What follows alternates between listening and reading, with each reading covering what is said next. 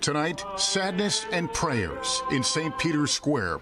A rosary service beginning the morning for Pope Francis, joining Catholic faithful around the world who are still absorbing the news of his sudden loss.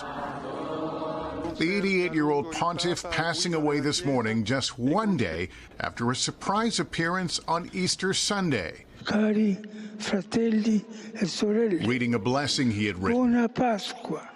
The people's pope, unable to pass a chance to be close to his flock, greeting the crowds in St. Peter's Square and riding in the Pope-mobile, despite the advice of doctors that he rest and avoid crowds. It was classic Pope Francis, in the view of Cardinal Timothy Dolan. We can't choreograph the way we go, but if you could, this wasn't bad. Pope Francis was kind of like a natural.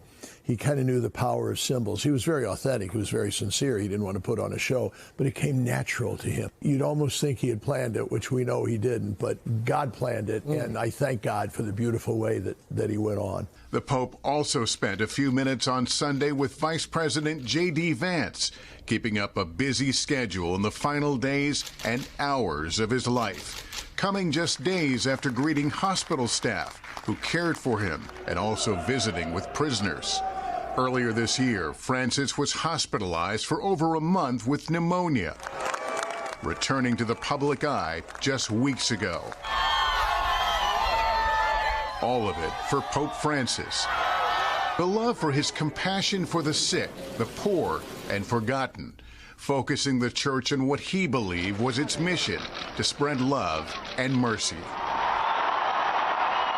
Elected Pope in March 2013, there was that poignant moment on the balcony. Facciamo in silenzio questa preghiera di voi su di me. Asking people to pray for him and bowing to them. Naming himself after St. Francis of Assisi, who ministered to the poor, the Pope's humility demonstrated from the very start. Returning to his hotel to pay his bill after the conclave, carrying his own bag. Francis was born Jorge Mario Bergoglio to Italian immigrant parents who settled in Argentina. He studied to be a chemist, but was called to be a priest. Eventually becoming the Cardinal of Buenos Aires, living simply, riding the subway, the bishop of the slums.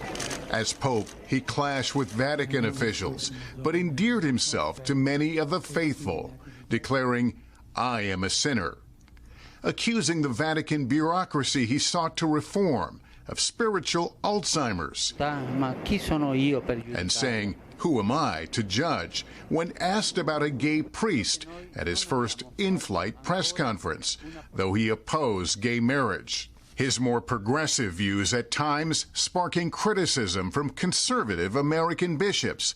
On the world stage, he spoke out against the invasion in Ukraine and brokered a thaw in U.S.-Cuba relations.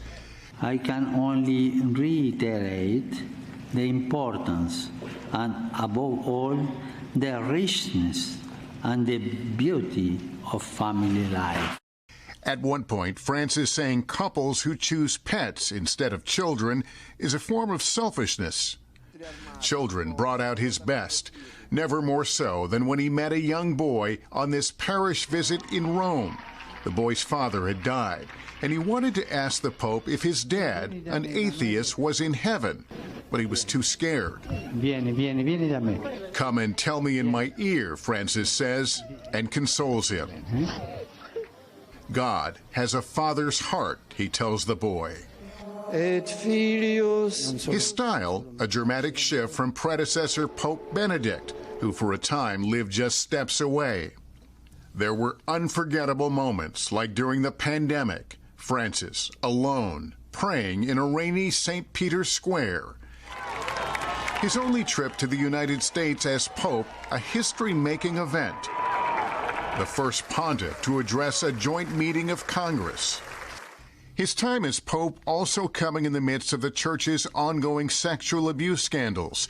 Shocking revelations in the U.S. and around the world led Francis to toughen Church laws against such abuse to better protect children and vulnerable adults. Some don't think he always handled this subject well, since he says he initially believed Chile's cardinals that there was no abuse scandal in that country. Survivor Juan Carlos Cruz helped change the Pope's mind. He's listening, he's understanding, he goes to the source and understands the problem. So I give him credit for that. The Pope's death now leads to that secretive and mysterious conclave, where cardinals under age 80 gather in Rome inside the Sistine Chapel to choose the Pope's successor. But tonight, the global spotlight is on Francis. The celebration's growing for the people's Pope, the pontiff who touched millions around the world, remembered for practicing what he preached. Molly Hunter is at the Vatican tonight. Molly, good evening. Lester, good evening. Cardinals already traveling to Vatican City, and tomorrow will be the first meeting of the Cardinals already in town. Now, the funeral is expected within 4 to 6 days, and the Cardinals will work out the exact date before all the attention turns to the conclave.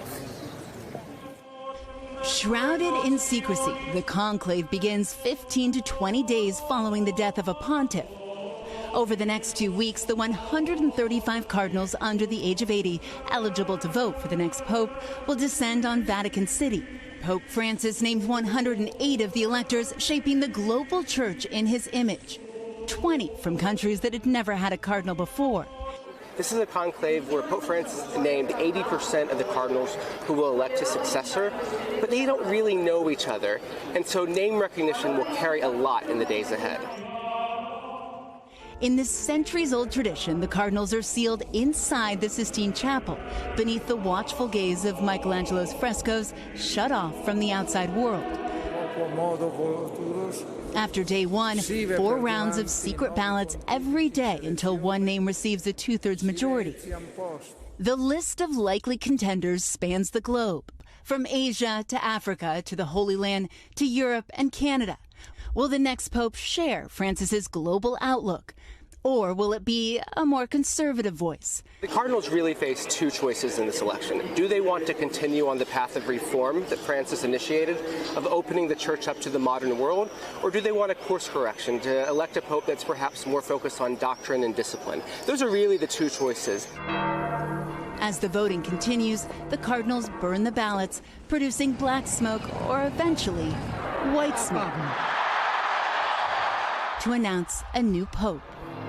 And Molly, we understand we could see the Pope lying in state as soon as this Wednesday. Lester, that's right. We're learning new details about all of the next couple of days tonight. We understand that his body was moved into a single wood and zinc coffin, not the traditional trio of coffins, and he may be moved as early as Wednesday to lie in state in St. Peter's Basilica. And another change, Lester, he will not be buried in the Vatican grottos. Instead, he has chosen a different church, Santa Maria Maggiore, a basilica in the center of Rome that was near to his heart, and he visited often. Lester? Thanks for watching. Stay updated about breaking news and top stories on the NBC News app or follow us on social media.